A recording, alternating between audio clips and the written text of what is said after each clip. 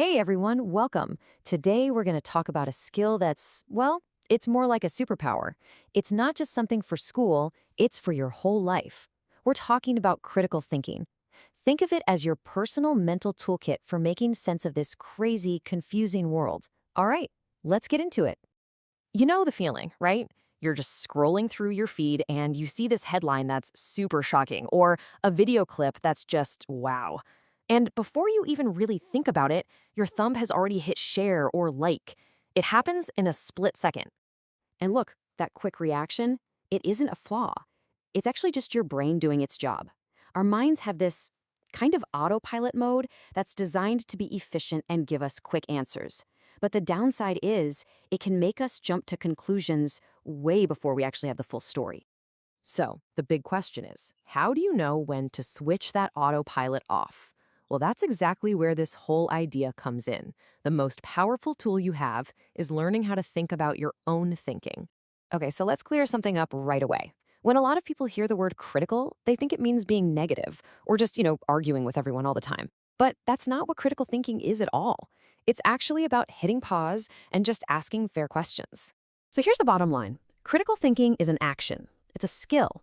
It's the simple act of pressing pause in your mind to ask a couple of really important questions, like, wait a minute, why do I actually believe this? Or, where did I even hear this from in the first place? And I promise you, this is not some boring topic you'll only find in a textbook. This is a super practical skill that you can literally use every single day. Let's look at how it actually shows up in real life. Just think about it for a second. This is your defense against fake news on social media.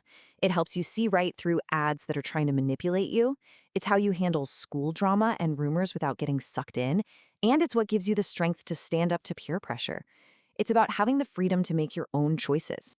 So let's take an example. You've probably seen an ad like this, maybe for a cram school or an online course. It's a big, bold promise, right? We call that a claim. And yeah, it sounds amazing, but a critical thinker doesn't just stop there. Nope, they take that next crucial step. They ask the most important question of all. Okay, but where's the proof? See, a claim is not the same thing as evidence. Just because somebody says something really confidently doesn't automatically make it true.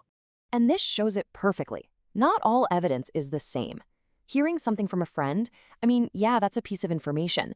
But is it as strong as something that's been confirmed by 3 separate, independent studies? No way.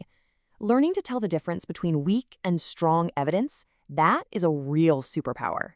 All right, so you're probably thinking, okay, I'm in. How do I start using this mental toolkit? Let's break down a few simple, really powerful habits you can start building, like today. Think of it like a quick mental checklist. First up, always ask, where's the evidence? Number 2, check your source. Ask, who is telling me this? Is it a real expert or just some random account? And third, try to separate the facts from the feelings. Is this something that can be proven or is it just someone's opinion? Now, we also have to be a little bit honest with ourselves. Our brains have these built-in shortcuts or biases that can trick us. And one of the biggest ones is called confirmation bias. It's our brain's natural tendency to look for and believe information that already fits with what we think is true, and to ignore anything that challenges it. Just knowing that this bias exists is the first step in fighting back against it. So we've talked about the skills, but critical thinking goes deeper. It's also about building a certain kind of mindset.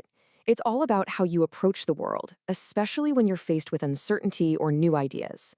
This right here is one of the most powerful things you can ever learn to say. Seriously. In a world that feels like it's always demanding instant opinions, having the courage to admit you don't have enough information yet, well, that's a sign of strength, not weakness.